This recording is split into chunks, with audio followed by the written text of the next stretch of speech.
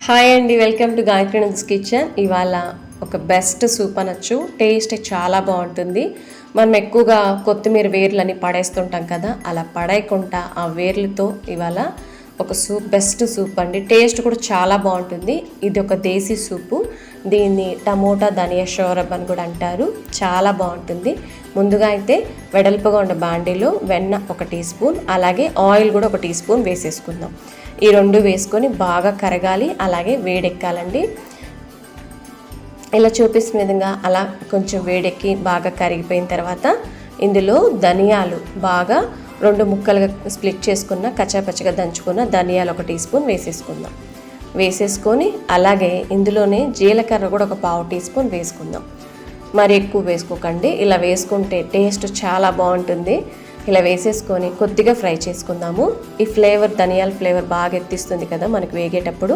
అలా మంచి వాసన వచ్చేటప్పుడు ఇందులో కచ్చాపచ్చగా దంచుకున్న 3 వెల్లుల్లిపాయలు బాగా నున్నగా వేసుకోకండి, అలా కచ్చాపచ్చగానే. అలాగే ఇందులోనే అల్లం 1 ఇంచు కచ్చాపచ్చగా దంచుకొని వేసేసుకుందాం. ఇవి వేసేసుకొని ఈ బటర్లో బాగా ఫ్రై చేసుకోవాలి. ఇలా ఫ్రై అవుతున్నప్పుడు టేస్ట్ చాలా బాగుంటుంది. ఇలా బాగా ఫ్రై అయిపోతుంది కదండి. ఇలా ఫ్రై అయిన తర్వాత ఇందులో మీడియం సైజ్ టమోటాలు 3 చిన్న చిన్నగా కాకుండా మీడియంగా కట్ చేసుకొని వేసేసుకుందాము. మనకు టైం ఉంది అంటే మరి చిన్నగా కూడా కట్ చేసుకొని వేసుకోవచ్చు. మగ్గడానికి ఎక్కువ టైం పట్టకుండా తొందరగా కూడా అయిపోతుంది. ఇలా మధ్య మధ్యలో అలా కలుపుకుంటూ ఇందులో పచ్చిమిర్చి 1 2 ముక్కలుగా కట్ చేసుకొని వేసుకుందాం. వేసేసుకొని మరొకసారి బాగా మిక్స్ చేసుకుందాం. ఇలా మిక్స్ చేసుకున్న తర్వాత మనకు టమోటాలు బాగా మెత్తబడాలండి. అప్పుడే మనకు సూప్ అనేది చాలా బాగుంటుంది. ఇందులో రుచికి సరిపడంత సాల్ట్ వేసేసుకుందాం. వేసేసుకొని మరొకసారి బాగా మిక్స్ చేసుకుందాము. ఇందులో పసుపు 2 చిటికెళ్ళు, అలాగే ఇందులో కారం, Kashmiri chilli powder 1/4 teaspoon వేసుకుంటున్నానండి. కలర్గా ఉంటుంది, అలాగే కారం అనేది బ్యాలెన్స్డ్గా ఉంటుంది, మరి ఎక్కువ కాకుండా. ఇలా చూపించిన విధంగా వేసేసుకొని మరొకసారి బాగా మిక్స్ చేసుకుందాం. ఇలా బాగా మిక్స్ చేసుకున్న తర్వాత కొత్తిమీర వేర్లు దంటు 2 వేసేసుకుందాము. వేసేసుకొని ఇక్కడ నేను గుప్పెడు వేసుకున్నానండి. మ్యాక్సిమం అంటే 100 గ్రామ్స్ ఉంటుంది. ఇలా చూపిస్తున్న విధంగా వేసేసుకొని బాగా మిక్స్ చేసుకుందాం. ఈ సూప్కి వచ్చి మనం ఎంత బాగా సిమ్లో పెట్టుకొని బాగా ఉడికించుకుంటే రుచి అనేది అంతా బాగుంటుంది.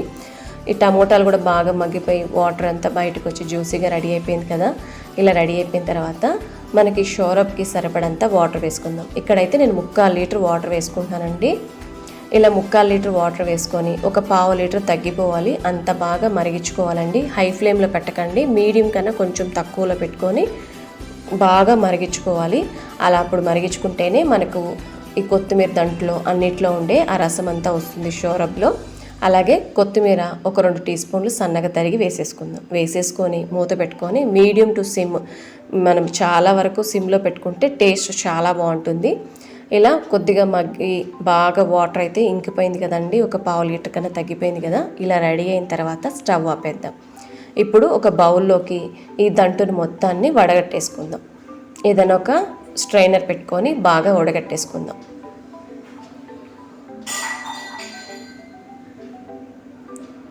ఇలా చూపిస్తున్న విధంగా మొత్తాన్ని దంటుని వడగట్టేసుకుందాం. ఈ దంటు వేస్ట్ కదా అనుకోకండి, బాగా వీలైనంత వరకు బాగా ప్రెస్ చేసుకొని ఇందులో ఉండే రసం అంతా బాగా పిండేసుకోండి.